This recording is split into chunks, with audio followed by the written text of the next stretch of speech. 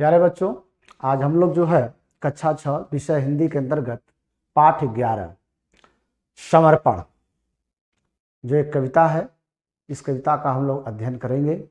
तो आइए हम लोग इस कविता के अवलोकन की ओर चलते हैं।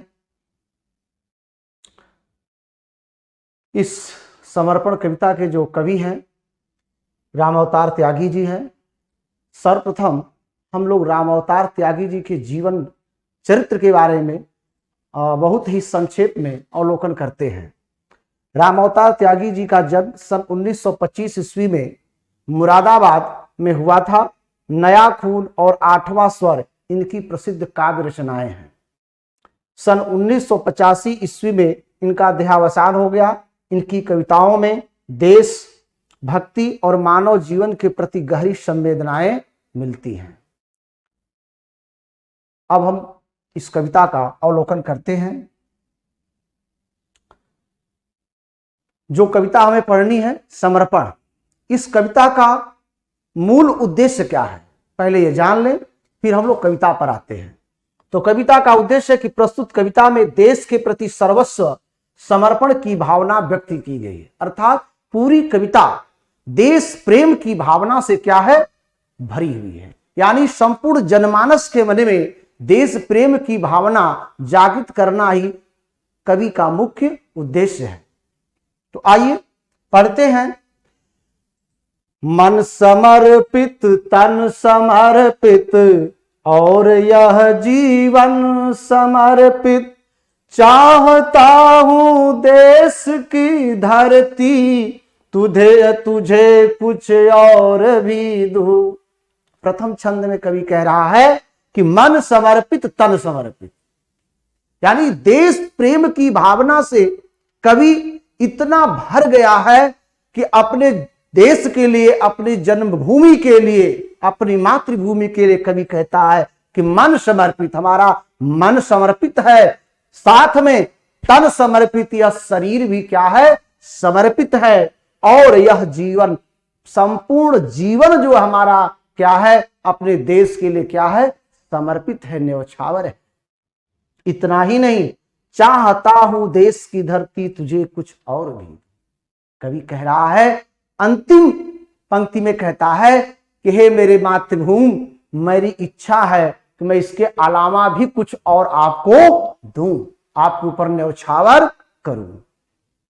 बच्चों, आगे का जो है छंद है कि मां तुम्हारा ऋण बहुत है, मैं अकिंचन किंतु इतना कर रहा फिर भी निवेदन, थाल में लाऊं सजा कर भाल जब भी, कर दया स्वीकार लेना यह समर्पण।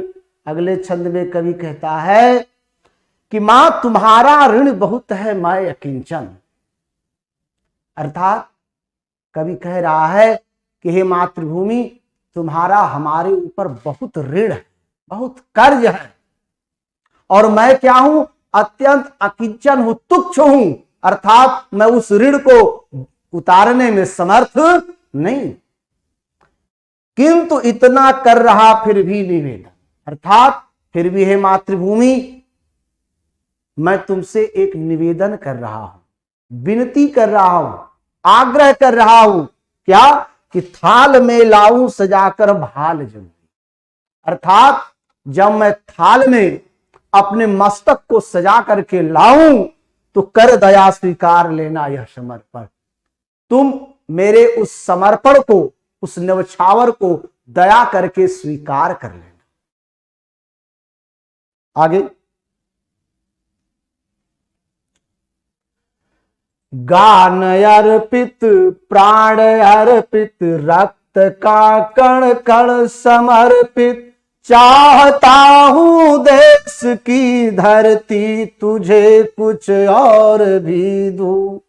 आगे कवि कहता है कि गान अर्पित, अर्थात मेरे कंठ से निकला हुआ एक एक स्वर तुम्हें समर्पित है, प्राण अर्पित है, हमारी प्राण शक्ति भी तुम्हें क्या है, समर्पित है। रक्त का कण कण यानी हमारे शरीर का रक्त की एक एक बूंद भी हम अपनी मातृभूमि के लिए न्यौछावर करने को तैयार है। चाहता हूं देश की धरती तुझे कुछ और भी। कवि कहता है कि हे मातृभूमि, मेरी इच्छा और भी है कि मैं तुझे इसके अलावा कुछ और भी दूं, कुछ और भी दे सकूं। आगे कवि कहता है, माज दो तलवार को लाओ न देरी, बांध दो अब पीठ पर वह ढाल मेरी, भाल पर मल दो चरण की धूल थोड़ी, शीश पर आशीष की छाया घनेरी, स्वप्न अर्पित प्रश्न अर्पित आयु का क्षण क्षण समर्पित, चाहता हूं देश की धरती तुझे कुछ और भी दूं। आगे के पंक्ति में कवि कहता है कि माज दो तलवार को लाओ न धेरी।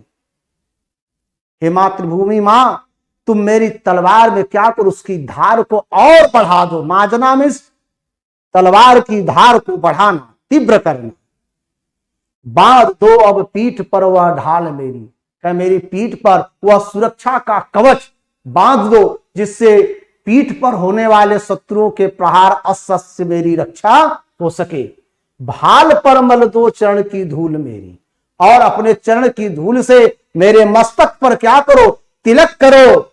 शीश पर आशीष की, और हमारे सिर पर आपके आशीर्वाद की छाया हो। हे मां, स्वप्न अर्पित, हमारे जीवन का जो सपना है वह भी तुम्हें समर्पित है।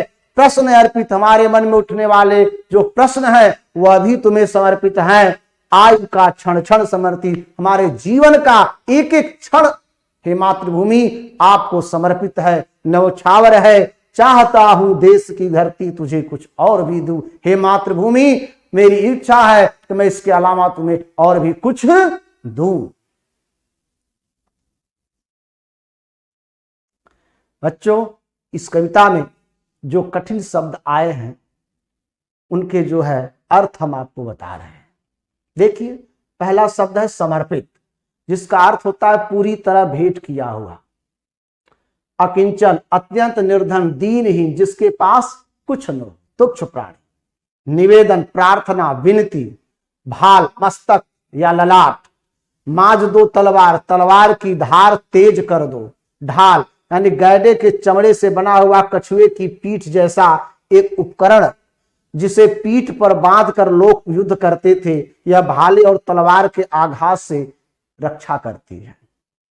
घनेरी माने घनी।